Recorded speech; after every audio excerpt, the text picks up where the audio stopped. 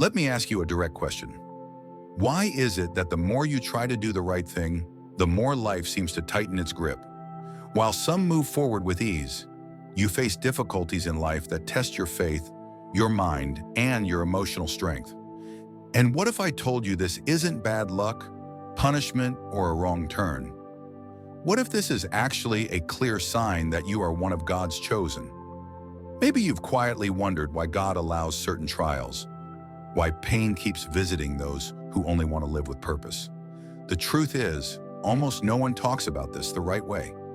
What looks like delay may be protection, what feels like pain may be preparation, and what seems like abandonment may actually be the beginning of a spiritual awakening that will change everything.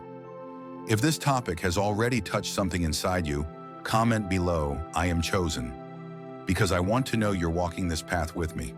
Like this video so it can reach others facing the same trial, and subscribe to the channel. Because here, you don't walk alone. Here, we understand the process until God's victory is revealed. There's a question that echoes in the minds of the chosen when night falls and silence grows heavy. Why do life's difficulties feel greater precisely when you try to do what's right? This isn't self-pity, it's awareness. Those who experience an early spiritual awakening realize that pain is not random. There's an invisible, almost uncomfortable pattern that separates God's chosen from the majority. And interestingly, that pattern almost always begins with pain. It's as if God places some people in the fire before revealing the gold. While others move forward without deep inner battles, the chosen face trials that shake the mind, the emotions, and even faith itself. And no, this doesn't mean divine rejection. On the contrary, many difficulties in life arise because a life purpose is being shaped even when everything feels far too confusing to make sense. Now notice a subtle detail. People without deep spiritual conflicts rarely question life so intensely. But the chosen live with this constant inner tension, this restlessness that won't let them settle. It's as if something whispers, "There's more." And that's where emotional tension is born. Because understanding this requires completely changing how you see suffering. And not everyone is ready for that shift. One of the biggest mistakes the chosen make is believing that difficulties in life mean God has pulled away.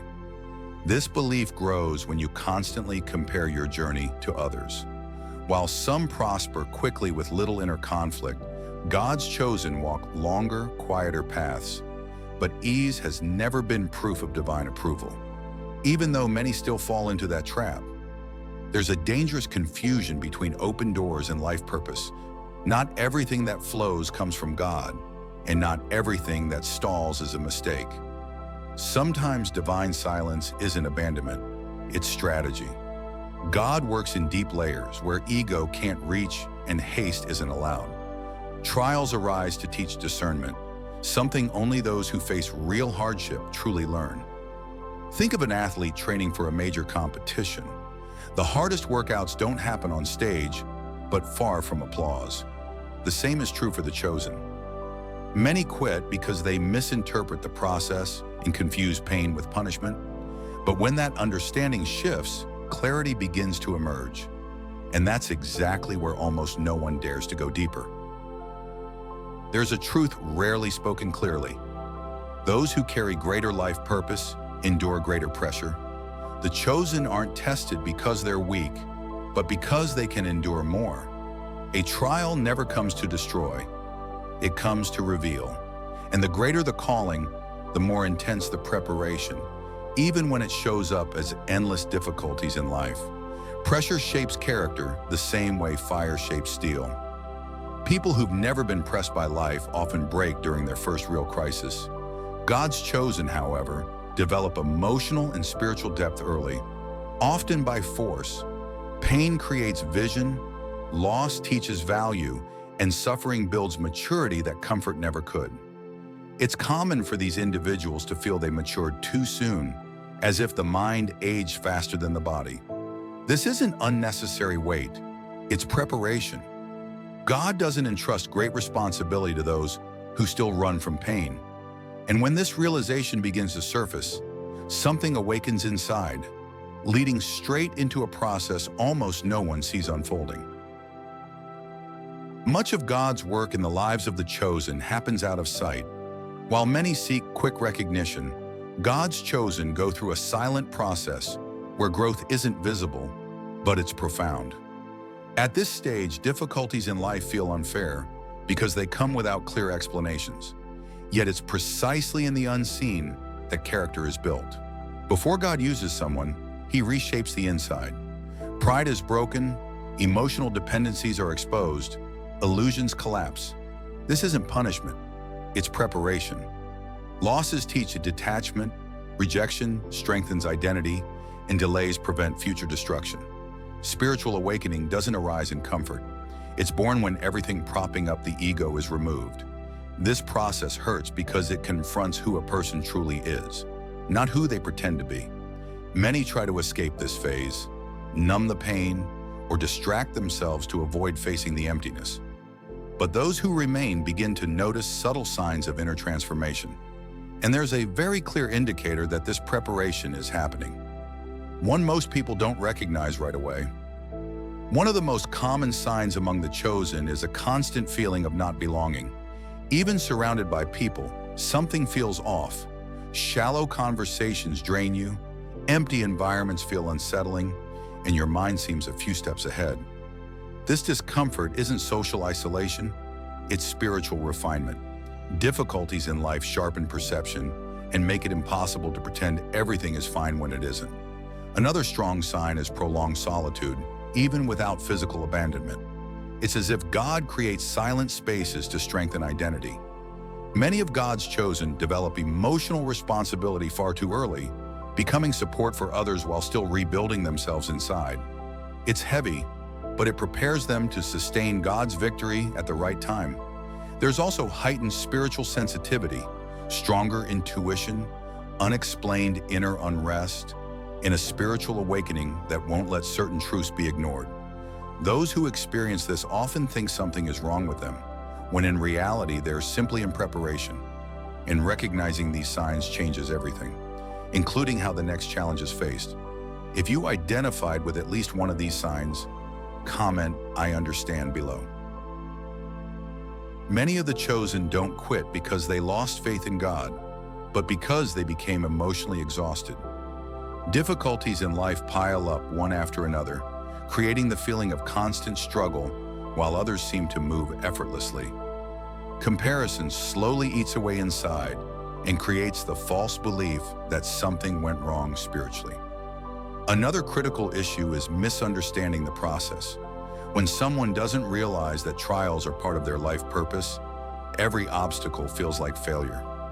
That's when discouragement takes hold. God's silence begins to feel like abandonment, when it's actually a phase of internal strengthening, invisible to the eyes but decisive. There's also targeted resistance against those who are about to grow, not because they're special by merit, but because they carry potential impact.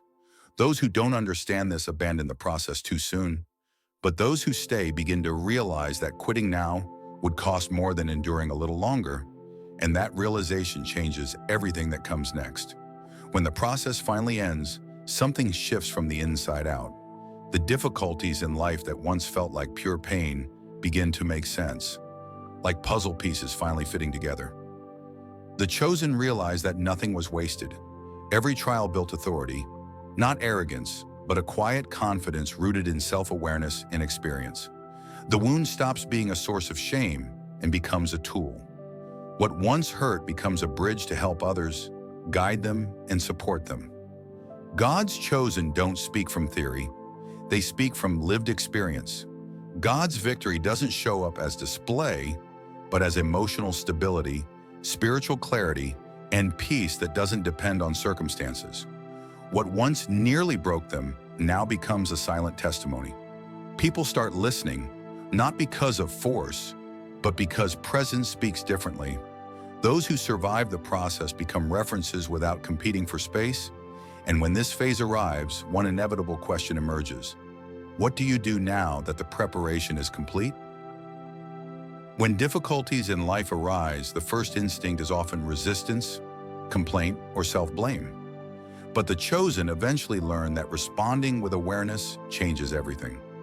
Instead of asking, "Why is this happening to me?" the mind begins to search for meaning. That simple shift opens space for spiritual awakening and prevents pain from turning into bitterness. A powerful practice is observing what each trial is trying to teach.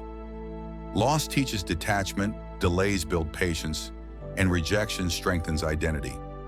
God's chosen don't deny pain, but they also don't define themselves by it. They transform suffering into learning and learning into maturity. That's using the trial as a tool, not a sentence. In practice, this means acting differently. Writing reflections about what each phase is shaping, choosing silence over constant distraction, and aligning decisions with life purpose instead of fear. When this posture is adopted, something changes inside. Pain loses control and gives way to a calm strength, preparing the ground for God's victory to manifest at the right time. After all this, one truth becomes clear. Difficulties in life were never the end of the chosen story, but the beginning of transformation. Nothing experienced was wasted. Every trial built something invisible yet solid. God's chosen aren't born ready. They are formed through the process, step by step, even when it feels like nothing is happening. When this awareness awakens, pain stops being meaningless weight and becomes part of life purpose. God's victory isn't just overcoming external circumstances, but conquering internally. Holding faith when quitting feels easier, staying when everything demands escape, maturing when the world rewards shallowness. That's what separates those who endure the process from those who fall away. Not everyone can endure this journey, and that's okay. But those who do carry something different: vision, depth, and spiritual authority. And maybe this video reached you for that exact reason. The question now isn't whether the process is hard, it's whether you're willing to keep going until the end. If this video spoke to you, leave a like, subscribe to the channel so you don't walk alone, and comment below which part touched you the most. The real question now isn't why you went through so many difficulties in life, but what you're going to do with all of it from this point forward. Every step of this process, every trial, every silent pain, every night you considered giving up, shaped something inside you. God's chosen aren't defined by what they suffered, but by what they choose to do once they understand the life purpose behind the pain. So instead of blaming yourself, start observing yourself. What did these experiences awaken in you? More empathy, more strength, more discernment? That's the sign your spiritual awakening has already begun. The trial didn't come to break you, it came to align you. And when you stop fighting the process and start learning from it, God's victory stops being a distant promise and begins to manifest from the inside out. Now I want to challenge you. Will you use everything you lived through as an excuse or as fuel? Will you keep running from your own story, or will you embrace the calling it reveals? If this video brought you clarity, subscribe to the channel and turn on notifications to keep growing on this path. And comment below, what is the greatest lesson life has taught you so far?